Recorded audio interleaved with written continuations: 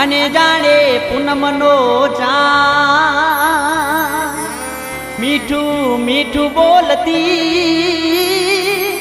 ને પછી હસીને કરતી વાત હે રૂમ ઝૂમ હે રૂમ ઝૂમ